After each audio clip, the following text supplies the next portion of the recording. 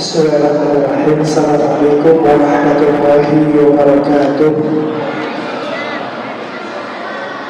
Innal hamdalillah nahmaduhu wa nasta'inuhu wa nastaghfiruh wa na'udzu billahi min shururi anfusina wa min sayyiati a'malina. Man yahdihillahu fala mudilla lahu ومن يضلل فلا هادي له أشهد أن لا إله إلا الله وحده لا شريك له وأشهد أن محمدا عبده ورسوله لا نبي بعده اللهم صل وسلم وبارك على نبينا محمد وعلى آله وصحبه ومن تبع هداه أما بعد. Para sekalian, puji dan syukur selalu kita panjatkan kepada Allah Tabaraka wa Ta'ala yang senantiasa menganugerahkan kepada kita segala nikmat karunia-Nya. Mudah-mudahan nikmat yang Allah berikan kepada kita selalu bisa menghantarkan diri kita menjadi hamba-Nya yang syukur, hamba-Nya yang pandai menggunakan nikmat-nikmat Allah sesuai dengan tuntunannya, sehingga Allah pun akan menambahkan kepada kita segala nikmat karunia-Nya. Salawat serta salam semoga tetap tercurah kepada Nabi kita Muhammad sallallahu alaihi wasallam, kepada keluarganya, kepada para sahabatnya, dan juga kepada umatnya yang mengikuti sunnah dan ajarannya hingga hari kiamat nanti. Para jemaah sekalian, tak terasa kita sudah berada di bulan Ramadan, di hari yang ke-8. Hari berlalu begitu cepat. Sementara dengan 8 hari yang sudah kita lakukan, mudah-mudahan sudah banyak kebaikan yang sudah kita bisa kerjakan, baik di siang harinya ataupun juga di malam harinya.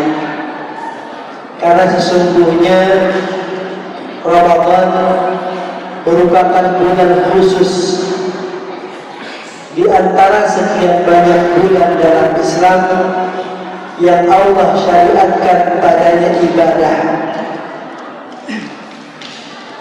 Ada ibadah yang Allah syariatkan setiap bulan ada, berupa saum ayyamul bid, yaitu pada tanggal 13, 14, 15 setiap bulan Hijriah.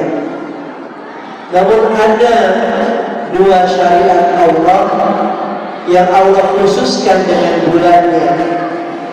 Ada ibadah haji dengan bulan Dzulhijjahnya, kemudian ada bulan Ramadan dengan ibadah saumnya, juga termasuk zakat padanya. Para jemaah sekalian, kalau kita berbicara tentang Ramadan, maka kalimat Ramadan di dalam Al-Quran itu hanya disebutkan 1 kali.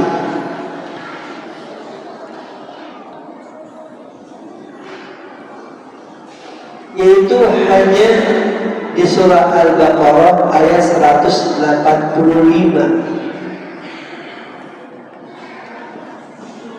Sementara ketika Allah Subhanahu wa Ta'ala menyebutkan tentang Ramadan di ayat tersebut, Allah kaitkan langsungnya bukan dengan ibadah saum, tapi Allah katakan dengan Al-Quran. Allah katakan syahrul Ramadan alladzi unzila fihi al-Quran. Jadi kalau kita cermati, sesungguhnya Ramadan itu kan kewajibannya saum. Sementara ayat tentang masalah saum itu tidak menyebutkan bulannya, ya ayyuhalladzina amanu kutiba alaikumusiyam kama kutiba alal ladzina min qablikum la'allakum tattaqun. Disebutkan bulannya. Kewajiban Ramadan dengan saum itu disebutkan di dalam hadis. Sementara kalimat Ramadan khusus tadi itu yang Allah sebutkan hanya sekali-kalinya, Allah kaitkannya dengan Al-Quran. Syahrul Ramadan, bulan Ramadan, alladzi unzila fihil Quran. Syahrul Ramadan alladzi unzila, diturunkan padanya Al-Quran. Jadi kita harus bisa mencermati apa yang menjadi kalam Allah ini dengan lafaz-lafaznya. Ada apa Allah Subhanahu wa ta'ala menyebutkan Ramadan dengan Al-Qur'annya? Padahal tadi kita katakan Ramadan itu yang lebih identiknya adalah dengan saumnya, saum Ramadan. Para jemaah sekalian, tentu Allah ketika mengatakan Syahrul Ramadan alladzi unzila fihil Quran, Allah katakan hudan linnas, sebagai petunjuk bagi manusia. Apa yang menjadi sifat penjelasan Allah tentang Al-Quran sebagai hudan harus kita benar-benar pahami dengan baik. Karena yang namanya hidup dimanapun dan kapanpun, siapapun dan bagaimanapun, itu semuanya butuh petunjuk. Gak ada gak butuh petunjuk. Yang sederhana saja, kita ingin buat teh. Ketika buat teh ada petunjuknya enggak? Ada petunjuknya. Supaya tehnya itu bagus dan mantap. Misalnya kalau tehnya teh tubruk, ya kan? Nah caranya gimana? Supaya adalah apa itu bahasa orang Jawa? Bahasa kita apa? Ya kan? Sampai kental segala macam. Itu kan ada caranya. Istri-istri kita ketika masak, mau masak apa? Masak sayur A, sayur B, sayur C, masuk daging A, daging B, daging C, semua ada petunjuknya. Kalau petunjuknya tidak diikuti, maka yang ada adalah kecewa. Istri kita mungkin baru belajar bikin kue. Kue apa? Kue donat. Donat itu kelihatannya bikinnya sederhana, tapi kalau tidak ikut aturannya tidak ngembang itu. Harusnya bisa digigit empuk, digigit akhirnya jadi keras. Itu petunjuknya ada petunjuk. Semua butuh petunjuk. Kalau dalam kehidupan dunia saja untuk kita nyaman, enak, itu ada petunjuknya. Terlebih dengan adalah kita dalam beragama, dalam berislam. Allah dengan sayangnya dan kasihnya menurunkan Al-Quran sebagai petunjuk untuk hidup kita. Maka Allah katakan hudan linnas. Di awal surah Al-Baqarah Allah katakan hudan lil muttaqin, petunjuk bagi orang-orang yang bertakwa. Para jemaah sekalian, maka apa yang menjadi petunjuk Allah dengan Al-Quran ini merupakan sesuatu yang kita harus pahami dengan baik dan benar. Allah mengutus Nabi kita Muhammad sallallahu alaihi wasallam sebagai juga memberi petunjuk kepada kita. Namun petunjuk yang disampaikan Rasul tatkala beliau hidup dibatasi dengan waktu. Rasul berumur 63 tahun. Setelah Rasul wafat, maka tidak lagi Rasul bisa memberikan petunjuk dengan perbuatan dan kata-kata. Petunjuk Rasul yang ada adalah tinggal dari hadis-hadis yang pernah beliau ucapkan dan disampaikan kepada kita lewat para sahabatnya. Sementara itu perlu diteliti terlebih dahulu untuk kita meyakinkan sebagai petunjuk. Sedangkan Al-Quran menjadi petunjuk untuk kita sampai kiamat nanti tiba. Hadirin sekalian, Allah Subhanahu wa taala menegaskan tentang turunnya Al-Quran itu pertama disebutkan di dalam surah Ad-Dukhan. Allah katakan inna anzalnahu fi lailatin mubarakah. Sesungguhnya kami telah menurunkannya, maksudnya Al-Quran, fi lailatin mubarakah, di malam yang penuh dengan keberkahan. Surah Ad-Dukhan ayat 3. Sementara Allah sebutkan dalam surah Al-Qadar inna anzalnahu fi lailatul qadar. Sesungguhnya kami telah menurunkannya dalam malam Al-Qadar, malam kemuliaan. Jadi di surah Ad-Dukhan disebutkan dengan Lailah Mubarakah, malam yang penuh dengan keberkahan, penuh dengan kebaikan. Di surah Al-Qadar disebutkan dengan Lailatul Qadar, malam yang penuh dengan kemuliaan.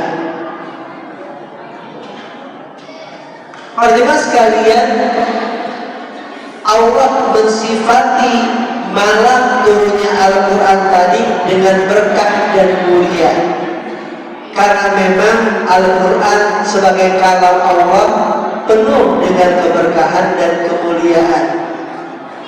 Maka siapa saja yang ingin mendapatkan keberkahan, maka siapa saja yang ingin mendapatkan kemuliaan, maka hendaklah ia cari keberkahan dan kemuliaan tadi pada Al-Quran. Jangan nyari berkah lalu kita mendatangi makam A, makam B, makam C, makam D. Tidak. Jangan kita mencari kemuliaan dengan mendatangi tempat A, tempat B, tempat C, tempat D. Tidak. Keberkahan dan kemuliaan itu didapatkan dengan Al-Quran dan petunjuknya. Masjidil Haram menjadi tempat yang penuh dengan keberkahan dan kemuliaan berdasarkan Al-Quran dan hadis Nabi. Masjid Nabawi menjadi penuh dengan keberkahan dan kemuliaan berdasarkan Quran dan hadis Nabi. Begitu pula dengan Masjidil Aqsa. Sehingga kata Rasul, la tushaddur rihal illa ila thalathati masajid.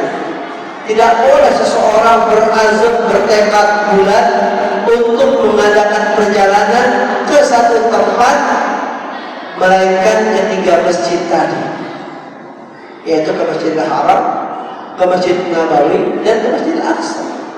Ke masjid yang lain gimana? Ya kita tak usah berazam. Kalau kita lewat mau mampir, silakan mampir. Kalau kita misalnya lagi mungkin pas kunjungan ke rumah keluarga, oh ternyata dekat masjid itu, mampir, ya silakan sholat. Jangan punya etikat apapun. Dulu orang sibuk dengan masjid di daerah Depok, kemudian orang sibuk sekarang dengan masjid di daerah Jawa Barat, Bandung, kemudian orang sibuk dengan masjid di daerah Solo. Oh tidak, semua masjid sama dengan masjid kita di sini dan Istiqomah sama. Gak ada bedanya dengan yang lain, kecuali tadi tiga masjid tersebut. Jadi kita harus memahami semua petunjuk itu dengan Al-Quran. Maka kalau kita bicara Ramadan dengan keberkahan Al-Quran, memang ini merupakan bulan yang Allah pilihkan secara khusus untuk Allah turunkan padanya Al-Quran. Imam Malik rahimahullah ta'ala, beliau adalah merupakan salah satu imam madhabnya namanya Maliki, madhab Maliki. Itu banyak tersebar di daerah Maroko, Maghrib sana.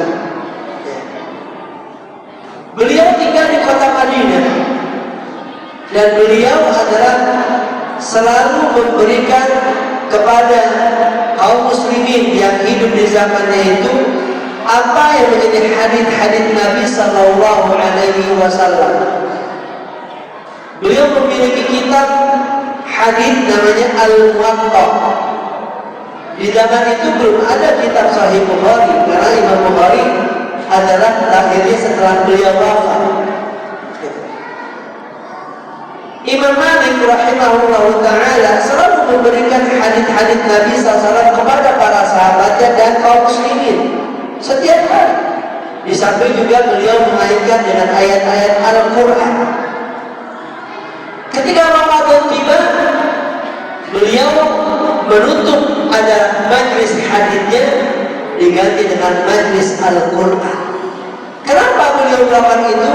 Karena beliau berqudwah dan beruswah kepada Rasul, di mana Rasul di setiap Ramadan beliau selalu mengulang apa yang telah diturunkan oleh Jibril kepadanya di hadapan malaikat Jibril. Tahun pertama Rasul mendapatkan ayat sekian, maka di Ramadan beliau mengulang kepada Jibril ayat-ayat tersebut. Tahun kedua juga sama, tahun ketiga semakin banyak terus sampai tahun wafatnya Rasul adalah beliau mengulang ayat-ayat yang telah Allah turunkan kepadanya sebanyak 2 kali.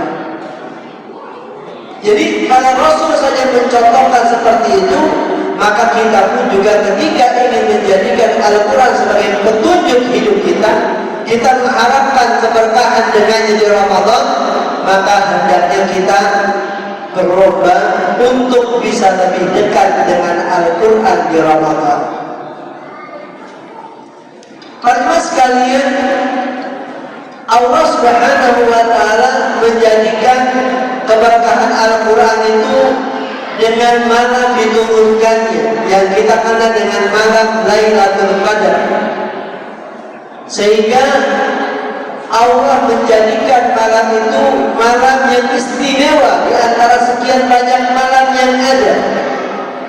Allah katakan Lailatul Qadri khairun min alfi syahr. Malam Al-Qadar itu adalah malam yang nilainya lebih baik daripada 1000 bulan. 1000 bulan itu nggak tahu kita nyampe ke umur kita kayak itu. 1000 bulan itu 83 tahun 4 bulan, karena nggak tahu umur kita nyampe nggak. Karena kalau Rasul mengatakan a'malu ummati, kata Rasul umur umatku itu antara 60-70. Ada yang lebih, ada tapi sedikit. Nggak tahu kita maksudnya sedikit apa enggak itu. Jadi Lailatul Qadar yang Allah katakan tadi sebagai malam turun Al-Quran yang penuh dengan keberkahan itu adanya berada di bulan Ramadan, di mana Ibnu Katsir rahimahullah ta'ala menegaskan kepada kita bahwa Lailatul Qadar yang Allah turunkan padanya Al-Quran, yaitu turunnya Al-Quran ketika itu dari Lauhil Mahfuz ke Baitul Izzah. Dari Lauhil Mahfuz ke Baitul Izzah. Turunnya gimana? Turunnya sekaligus dari mulai Al-Fatihah sampai An-Nas. Sedangkan turunnya Al-Quran kepada Rasul Nabi kita Muhammad SAW turunnya secara berangsur-angsur, bertahap, sedikit demi sedikit. Ada yang turunnya 1 ayat, ada yang turunnya 5 ayat, ada yang turunnya 1 surah tapi pendek. Tergantung. Allah menurunkan pertama kali surah Al-Alaq ayat 1 sampai 5. Setelah itu lama ayat tidak turun, nanti baru turun lagi ayat-ayat berikutnya. Allah Subhanahu wa Ta'ala menegaskan kenapa atau apa hikmah dibalik Allah Subhanahu wa ta'ala menurunkan Al-Quran itu secara bertahap, berangsur-angsur. Allah tegaskan dalam ayatnya, linutsabbita bihi fuadak. Kata Allah menurunkan Al-Quran secara berangsur tadi di antara maksudnya linutsabbita bihi fuadak, agar kami, kata Allah, bisa mengokohkan hatimu.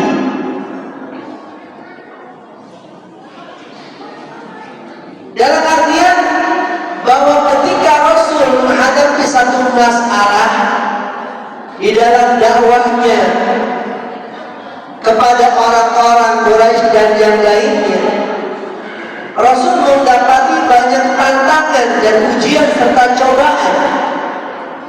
Maka ketika Rasul mendapatkan ujian dan tantangan, Allah turunkan ayatnya. Supaya apa? Supaya Rasul kuat dan kokoh. Sesungguhnya dakwahnya itu bukan sendirian, tapi ada Allah yang mendorongnya, membantunya, mengokohkan dan membenarkannya. Sehingga Rasul hatinya akan kokoh. Sama seperti dalam hidup. Kalau kita hidup mengalami banyak masalah, antum hidup dagang, kemudian dalam dagang ternyata sudah beli es buat iftar dagang, ternyata hari ini hujan Ustaz. Laku gak es ini kira? Kurang. Ya kan gitu. Sehingga ini apa? Sehingga ini yang ada rugi. Ketika antum punya orang yang jangan takut rugi, besok anak kasih modal lagi, antum kokoh lagi ya? Akan kokoh lagi. Oh iya, ternyata ada orang yang mau bantu anak walaupun sekarang rugi, besok anak jualan lagi yang lain. Begitu pula Rasulullah SAW ketika mengalami dakwah dengan segala macam tantangannya, Allah Subhanahu wa ta'ala menurunkan ayatnya sehingga Rasul adalah menjadi kokoh hatinya untuk terus berdakwah. Anda bisa bayangkan ketika Rasul mengajak orang-orang Quraisy untuk berislam, Rasul kumpulkan mereka, kerabatnya dan juga orang-orang yang dekat dengan beliau, termasuk Abu Lahab. Ketika Rasul menyampaikan dakwahnya, Rasul pertama mengatakan apa? Wahai orang-orang Quraisy, jika aku menghabarkan kepada kalian akan ada musuh yang menyerang kalian pagi hari atau sore hari, apakah kalian akan membenarkan dan meyakini apa yang aku katakan? Kata mereka, ya, kami meyakini dan membenarkan apa yang kau katakan. Kami percaya. Kenapa? Karena engkau adalah orang yang tidak pernah berdusta. Engkau adalah orang yang al-amin, terpercaya. Itu jawaban mereka. Ketika sudah mereka mengatakan seperti itu, Rasul mengatakan berikutnya apa? Ketahuilah sesungguhnya aku adalah Rasul yang Allah utus kepada kalian. Abu Lahab lalu ngomong apa? Abu Lahab ngomong, alihada jama'atana, apakah untuk ini, untuk mendengar pengakuan bahwa engkau sebagai seorang Rasul kau kumpulkan kami? Tabban laka ya Muhammad, celaka engkau wahai Muhammad. Itu kan benturan yang luar biasa. Rasul nyampaikan dengan mukadimah yang sudah benar. Harusnya kan kalau kalian percaya dengan yang pertama, dengan yang kedua kan percaya juga. Orang yang ngomongnya sama, memang berubah Nabi dari tadi yang kedua enggak sama. Kenapa kok yang pertama dibenarkan, yang kedua tidak? Karena yang kedua adalah akidah. Akidah orang Quraisy tidak meyakini adanya Rasul Muhammad. Mereka meyakini adalah ibadah kepada berhala, tidak meyakini Allah sebagai ilah yang wajib diibadahi. Maka mereka menolak Abu Lahab sebagai orang yang di depan. Padahal Abu Lahab itu pamannya Rasul. Kita berdakwah sementara kita harus berhadapan dengan orang yang sesungguhnya dia keluarga kita, kerabat kita. Berat. Maka Allah turunkan ayatnya, tabbat yada abi lahab wa tab. usah takut. Abu Lahab jangan ditakuti. Abu Lahab sudah ahli neraka. Udah selesai. Rasul tetap kokoh. Begitu pula dalam banyak hal yang lain. Ketika Rasul Shallallahu Alaihi Wasallam berhijrah, Rasul berhijrah. Ketika hijrah Rasul itu, para sahabat sudah hijrah sebelumnya. Ada yang berdua, ada yang bertiga, ada yang berempat. Rasul berhijrah temannya Abu Bakar As-Siddiq radhiyallahu anhu. Ketika Rasul berhijrah, Rasul sudah menyiapkan segalanya, termasuk adalah penunjuk jalan menuju Madinah supaya tidak melalui jalan yang normal. Rasul sudah menunjuk seseorang musyrik namanya Abdullah ibn Muraikin untuk menjadi penunjuk jalan Rasul SAW ke Madinah. Karena orang-orang Quraisy ketika mereka tidak mendapati Rasul di rumahnya, padahal mereka sepakat ingin membunuh Rasul, mereka buat sayembara. Jadi sayembara itu bukan hanya ada zaman sekarang doang. Siapa yang dapetin adalah A dapat begini. Zaman itu sudah sayembara. Rasul itu disayembarakan oleh orang-orang Quraisy. Siapa yang mendapati Muhammad hidup atau mati, maka dia akan mendapatkan 100 ekor unta. Kira-kira berapa harganya, Pak? Unta itu kan kayak sapi. Harganya kalau unta itu untuk 7 orang. Sapi berapa? 20 juta. 100 ekor berarti 2 miliar. Di zaman itu Rasul sudah disayembarakan siapa yang bisa menangkap Muhammad yang hijrah meninggalkan Mekah ke Madinah, hidup ataupun mati, akan dapat hadiah 100 ekor unta. Rasul SAW ketika tadi ingin berhijrah tidak langsung menuju Madinah, tapi Rasul menuju Gua Tur yang arahnya berlawanan dengan arah Madinah. Tapi orang Quraisy sampai juga ke Gua Tur. Rasul di duanya, orang Quraisy berada di atasnya. Abu Bakar ketika itu sudah ketar-ketir. Kenapa? Karena beliau hanya sendirian yang menjaga Rasul, menemani Rasul, sementara orang Quraisy ada di atas. Rasul katakan di sini nih, orang begitu. Gimana kira-kira kalau perasaan antum kita sudah bisa sembunyi di sini di bawah itu, dia di atas itu. Kata Abu Bakar apa? Ya Rasul, kalau saja mereka lihat kesendal dan kaki mereka, kita kan kelihatan, kita di bawahnya. Kalau sudah kelihatan, kita nggak bisa lari, pintunya depan itu. Mereka di atas. Tapi kan yang namanya orang ketika berada di tempat ketinggian, bagaimana melihatnya? Orang tempat ketinggian itu nggak ada yang melihat ke bawah begini, ya kan? Ada? Nggak ada. Orang tempat ketinggian itu lihat begini. Betul nggak? Antum naik Monas dulu paling tinggi, antum naik hotel tingkat 50, yang antum lihat nggak begini. Antum lihatnya, oh kemana-mana kita, gitu kan. Si kufar Quraisy yang berada di atas batu melihatnya begini. Abu Bakar kan itu sudah khawatir dengan kondisi yang memang seperti itu. Maka Allah turunkan ayatnya, la tahzan innallaha ma'ana. Wahai Abu Bakar, jangan kau merasa sedih. Innallaha ma'ana, sesungguhnya Allah bersama kita. Turun ayat begitu, maka sudah hati Rasul dan Abu Bakar tenang.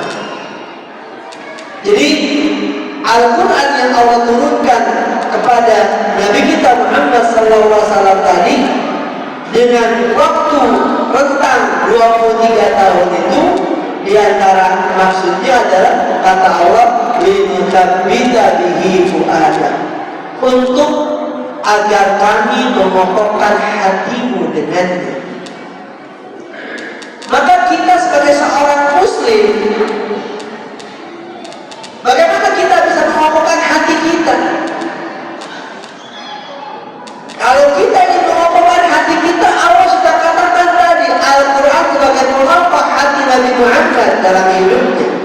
Artinya kehidupan yang dihadapi Rasul dengan segala rintangan-rintangan dakwah lebih hebat daripada kehidupan kita yang hanya bukan rintangan dunia.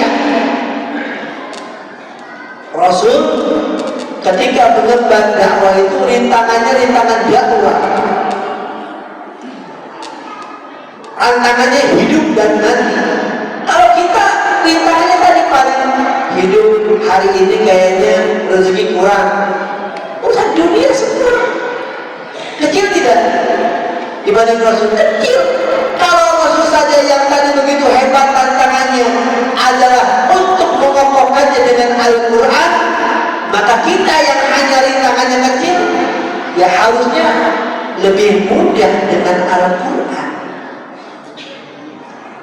Jadi jangan kita cari solusi kemana-mana dalam hidup.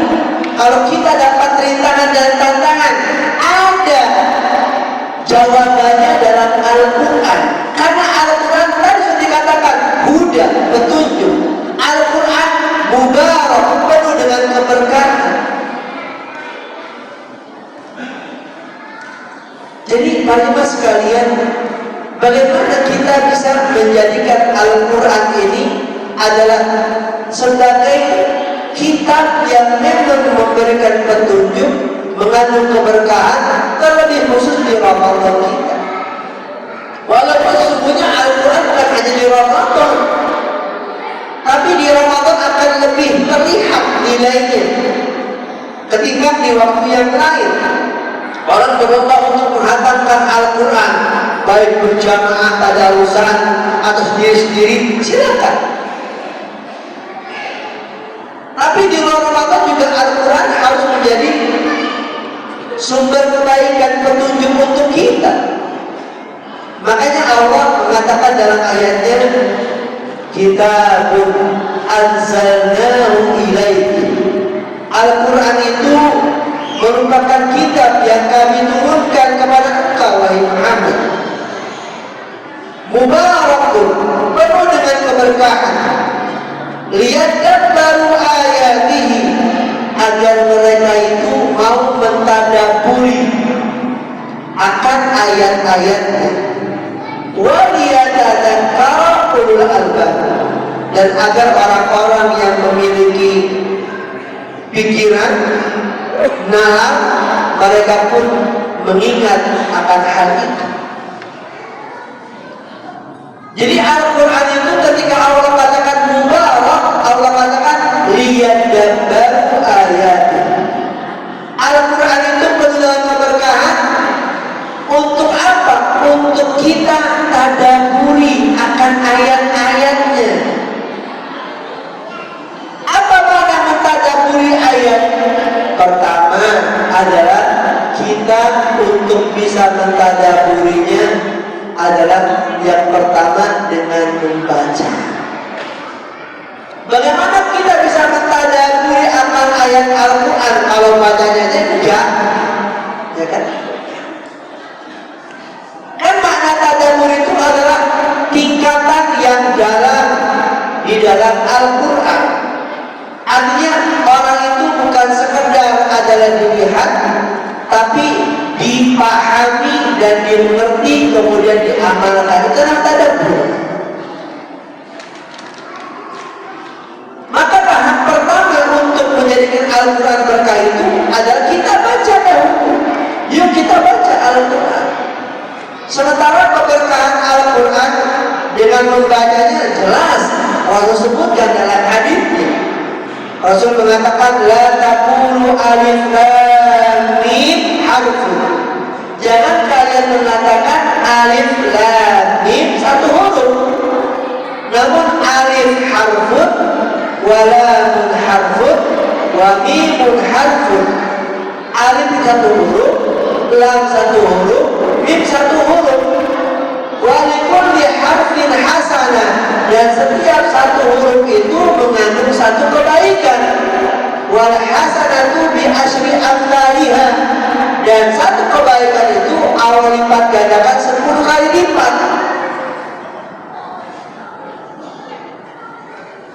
Kalau kita baca Al-Quran yang cetakan Madinah, itu satu halamannya berapa baris? Itu pernah juga. Satu halaman berapa baris? Wah, kalau nggak pernah itu juga kayak kita nggak boleh pulang. Satu halaman itu 15 baris. Coba dibuktikan, bukan mushafnya. 15 baris. Semua sama 15 baris. Ya kan? Adapun setiap barisnya berapa huruf, ya masing-masing beda. Kalau kita katakanlah takdirkan saja, misalnya satu baris misalnya ada 40 huruf, berarti kali 15 600.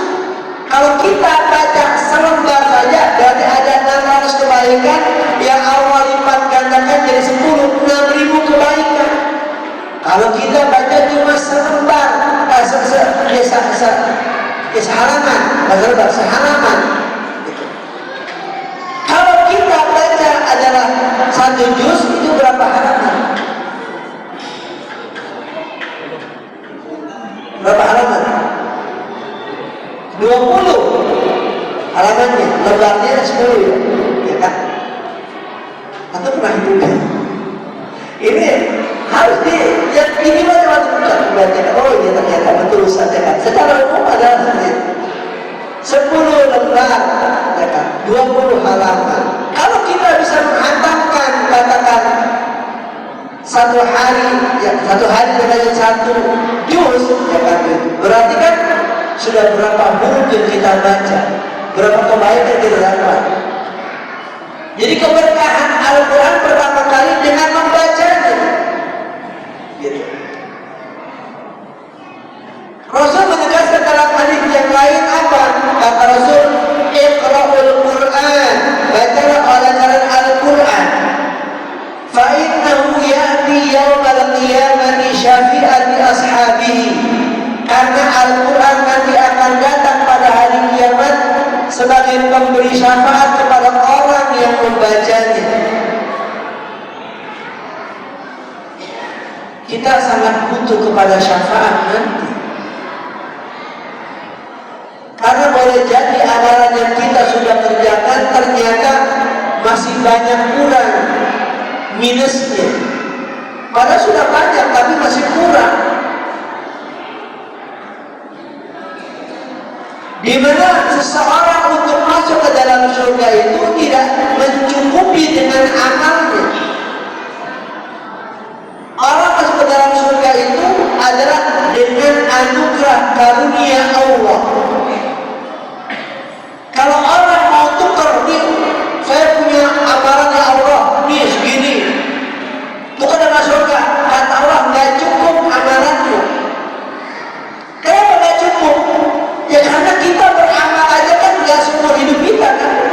Kalau kita umur 60 tahun, emang kita amal dari umur 0 sampai 60 kita amal semua, nggak ada cacatnya, banyak cacatnya, banyak dosanya. Sementara kita beramal juga sehari mungkin hanya beberapa jam aja. Nggak cukup kalau kita dengan surga yang nikmat kekalnya sampai abadi. Masa 60 tahun baru ditukar dengan yang abadi? Kita beramal saja nggak cukup. Maka kata Rasul, tidak ada seseorang pun akan masuk ke dalam surga kalau babnya tukar dengan amal. Nggak cukup. Masuk ke surga itu apa? Ketika para sahabat disebutkan begitu oleh Rasul, kata Rasul, wala anta ya Rasulullah. Juga engkau ya Rasul dengan ibadahmu yang sudah seperti itu, engkau tidak akan masuk dengan amalmu. Kata Rasul, wala ana, tidak pula saya dengan ibadah saya begini, nggak cukup kalau masuk ke dalam surga. Illa an yataqabbalani Allahu bi rahmatih. Melainkan masuk ke dalam surga itu dengan rahmatnya Allah, kasih sayangnya Allah.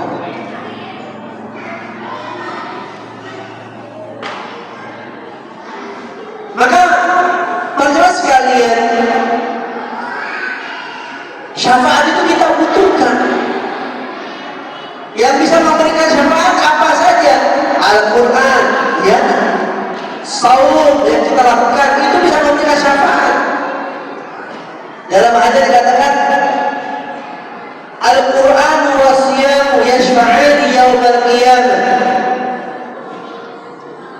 Quran dan saum itu dua-duanya akan bisa memberikan syafaat pada hari kiamat. Al-Quran mengatakan, ya Allah, sesungguhnya aku telah menghalangi hamba-Mu dari tidur. Dia tidak tidur, dia malam bangun membaca Al-Quran, baik membaca seperti biasa atau membaca dalam sholat dengan bacaan yang panjang. Aku menghalangi dia dari tidur, padahal dia tidur, tapi dia tidak tidur karena membaca aku kata Al-Quran. Maka izinkanlah aku untuk bisa memberikan syafaat kepadanya. Allah berikan izin. Begitu pula saum. Saum datang kepada Allah. Ya Allah, sesungguhnya aku telah menghalangi hamba-Mu ini dari makan dan minum. Dan sesungguhnya makan dan minum rasanya halal buat dia. Tapi karena Ramadan dia tidak makan dan tidak minum. Aku yang menghalanginya dan dia benar tidak makan dan tidak minum. Maka izinkan aku ya Allah untuk memberikan syafaat kepadanya. Al-Quran dan saum. Maka apa yang menjadi kabar gembira tadi harusnya kita cermati. Rasul mengatakan nanti Al-Quran akan datang untuk kita sebagai pemberi syafaat karena kita sudah membacanya. Hadis lain menyebutkan kepada kita, kata Rasul, Iqra warattil wartaqi fa inna manzilataka inda akhir ayatin qara'tah atau kama qala. Kata Rasul, bacalah oleh engkau Al-Quran dan tartilkanlah, kemudian naiklah engkau di surga, karena sesungguhnya kedudukanmu itu di akhir ayat yang engkau baca. Orang mungkin ada yang sudah menghatamkan seumur hidupnya 50 kali, maka tidak akan sama dengan orang yang sudah menghatamkan Al-Quran dalam hidupnya 200 kali. Yang 200 lebih tinggi tingkat surganya. Orang mungkin ada sudah menghatamkan seumur hidupnya 1000 kali, maka dia lebih tinggi lagi. Kira-kira kita sudah berapa kali hatam sejak balik sampai hari ini? Sudah berapa kali hatam? Ada 10, ada 20, ada 30. Kita tidak pernah menghitung. Tapi semakin banyak kita menghatamkan Al-Quran, semakin tinggi derajat kita di surga Allah Subhanahu wa Ta'ala. Itu keberkahan Al-Quran dengan membacanya. Namun tadi Al-Quran bukan sekedar keberkahannya dibaca, tapi tadi kata Allah, lihat dan baru ayat ini. Coba kita tadabburi akan ayatnya, kita pahami akan kandungannya. Al-Quran berbahasa Arab. Sekarang sudah mudah orang untuk bisa mendapatkan terjemahannya. Gak perlu ada beli Quran khusus, antum punya handphone juga sudah bisa antum download Al-Quran dengan terjemahannya, bahkan ada tafsirnya. Zaman sekarang ini zaman makin mudah, tapi ternyata dengan kemudahan zaman ini orang semakin terlalaikan dari Al-Quran. Jadi kalau orang dulu susah untuk bisa punya Al-Quran, sekarang di rumah kita itu Al-Quran bukan satu ayatnya. Mungkin ada yang punya Quran 3, 5, ada yang tafsirnya A, tafsirnya B, terjemahan A, terjemahan B. Di handphone juga bisa di-download mungkin 10 jenis model Al-Quran. Jangan antum sebagai seorang muslim gak ada download Al-Quran, haram antum. Jadi kalau orang muslim di handphone-nya gak punya adalah aplikasi Al-Quran, itu sangat rugi. Silakan download, sehingga antum bisa baca di mana saja, lagi duduk baca. Usahakan dengan wudhu terlebih dahulu. Karena kalau kita membawa Al-Quran dengan bentuk Al-Quran sekarang, itu bagus dan baik. Tapi mungkin susah untuk sebagian orang. Tapi dengan bawa handphone, kan di sini juga. Manfaatkan teknologi yang ada untuk apa? Untuk kebaikan kita, mendekatkan diri kita kepada Allah Subhanahu wa Ta'ala. Jadi Allah Ta'ala lihat dan ayat ya, agar kita mentadaburi akan ayat-ayatnya, sehingga Al-Quran itu benar-benar menjadi petunjuk dalam hidup kita. Karena lengkap semuanya, urusan ibadah lengkap petunjuk Al-Quran. Mana lengkap itu bukan dengan uraiannya. Uraiannya sebagai dalam hadis disebutkan, tapi petunjuk pokoknya di Al-Quran. Hadis menambahkan dan mengurai. Karena tidak ada dalam Al-Quran sholat zuhur 4 rakaat, tidak ada dalam Al-Quran. Di hadis dijelaskannya, tapi kewajiban sholat ada dalam Al-Quran. Zakat dalam Al-Quran, uraiannya dalam hadis Nabi. Petunjuk hidup dalam berkeluarga juga Allah sebutkan. Bagaimana kita berkeluarga, ada petunjuk dalam Al-Quran. Jangan kita ketika berumah tangga jauh daripada Al-Quran. Allah katakan wa ashiruhunna bil ma'ruf. Kaum laki-laki diperintahkan untuk mempergauli istri dengan cara yang baik. Fa in karihtumuhunna syai'an, jika kalian mendapatkan dari segala sesuatu yang kurang kalian sukai, mudah-mudahan Allah menjadikan padanya ada kebaikan yang banyak. Sehingga orang berumah tangga itu, Al-Quran menyebutkan bagaimana kita harus bisa terkadang mengalah. Bukan harus ya kan kita berpegang dengan apa yang kita katakan semangat. Karena Al-Quran juga mengajarkan bagaimana kita harus bermuamalah dengan baik. Sampai kalau terjadi perceraian saja, kata Allah, wala tansawul fadla bainakum. Suami istri bercerai, jangan ketika sudah bercerai semua airnya lepas, terpampang dalam Facebook, air suami saya, air istri saya. Tidak. Allah katakan wala tansawul fadla bainakum. Kalau terjadi cerai, jangan kalian melupakan adanya kebaikan-kebaikan yang pernah ada di antara kalian. Ya sudah, cerai aja. Rasulullah Allah masih mengajarkan seperti itu. Kalau kita kan enggak, baru ribut aja semua sudah kayak apa? Kayak panci bolong semua, ya kan? Semuanya udah kabur. Semua kebaikan hilang, yang ada apa? Air semua tersebar kemana-mana. Ada baru ribut doang, belum cerai. Islam mengajarkan tidak. Petunjuknya adalah seperti itu. Wala tansawul fadla bainakum. Itu sudah cerai, jangan saling melupakan. Ingat, kalau dengan seseorang mungkin mengingat akan kebaikan suaminya, istrinya, itu akan menjadi orang berpikir, aduh, ya kan, saya ternyata ada salahnya, sehingga mungkin untuk bisa lucu. Islam mengajarkan. Jadi lihat gambar ayat Al-Quran mengajarkan kita semuanya. Mau urusan jual beli, mau urusan kehidupan dunia, Islam mengajarkan kepada kita. Bagaimana kita dengan akhirat, Islam mengajarkan. Allah katakan, wabtaghi fima ataqallahu daral akhirah. Cari oleh kau apa yang Allah rahasiakan untukmu dari akhirat. Suruh cari. Untuk akhirat suruh cari. Usaha, semangat. Untuk dunia bagaimana? Untuk dunia kata Allah, wala tansa nasibaka minad dunya. Jangan engkau lupakan ada bagianmu di dunia. Kenapa kita tak perlu kaya dari akhirat? Karena dunia itu sudah Allah takdirkan semuanya. Gak ada orang dapat dari dunia kecuali yang Allah telah tentukan untuknya. Kita mau usaha bagaimanapun, kalau bukan rezeki kita gak akan dapat. Itu dunia.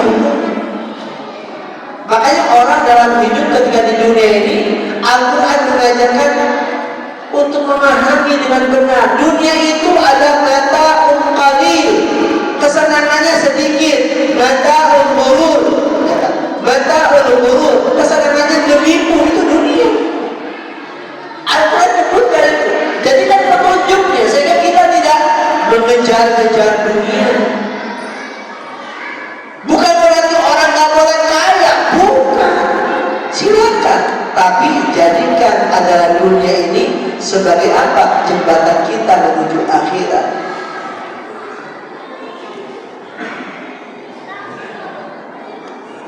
Ya. Jadi ini dipahami oleh kita. Jadi keberkahan Al-Quran adalah dengan kita membacanya, kita jadikan Al-Quran sebagai petunjuk hidup kita, kemudian kita tadaburi akan makna kandungannya, sehingga jangan kita baca ayat A tapi pengamalannya B. Kenapa? Karena kita nggak ngerti, karena kita nggak tadaburi. Coba Ramadan ini kita mulai. Kalau misalnya katakan pagi sudah baca ayat, ya kan? Katakan misalnya berapa? 3 lembar Ustaz. Sorenya atau siangnya baca ayat tadi itu minimal beberapa arti kandungannya, sehingga minimal ada yang nyantol dari ayat yang kita tahu terjemahannya itu sebagai petunjuk buat kita. Allah memberikan contoh banyak dalam kehidupan terkait dengan kehidupan umat sebelum kita. Ada raja yang hebat kayak Fir'aun, tapi kufur juga tenggelam di laut. Ada orang kaya kayak Qarun, juga Allah tenggelamkan di dalam bumi. Mau cari yang mana? Mau cari jabatan kayak Qarun dan Haman, Fir'aun dengan Haman, semua juga hancur. Mau jadi orang kaya kayak Qarun juga hancur. Jangan kita jadikan dunia sebagai tujuan hidup kita. Itu tujuan Al-Quran. Sehingga kalau kita memahami petunjuk Al-Quran tadi, keberkahan itu akan kita pahami dengan benar. Sehingga hidup kita tidak akan menjadi orang yang selalu bimbang dengan apa yang sudah kita terima dari rezeki. Rasul mengatakan dalam hadisnya, qad aflaha, sungguh telah beruntung. Siapa yang beruntung kata Rasul? Yang pertama, man aslama, orang yang dianugerahkan Islam. Kita dengan Islam kita sudah beruntung. Yang kedua apa? Kata Rasul, yang kedua, qad aflaha man aslama. Kemudian yang kedua adalah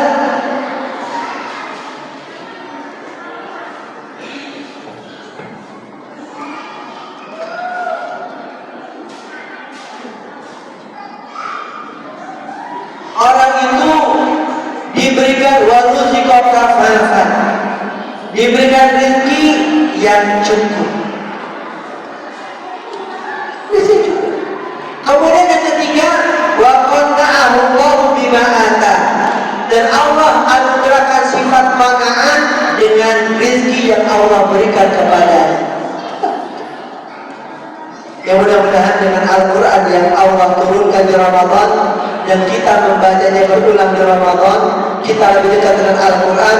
Mudah-mudahan keberkahan Al-Quran kita dapatkan padanya, sehingga benar-benar menjadi petunjuk untuk hidup kita, sehingga apa yang menjadi keberkahan Ramadan dengan harinya, dengan waktunya, dengan yang kita bacanya selalu menambah nilai amal soleh. Demikian.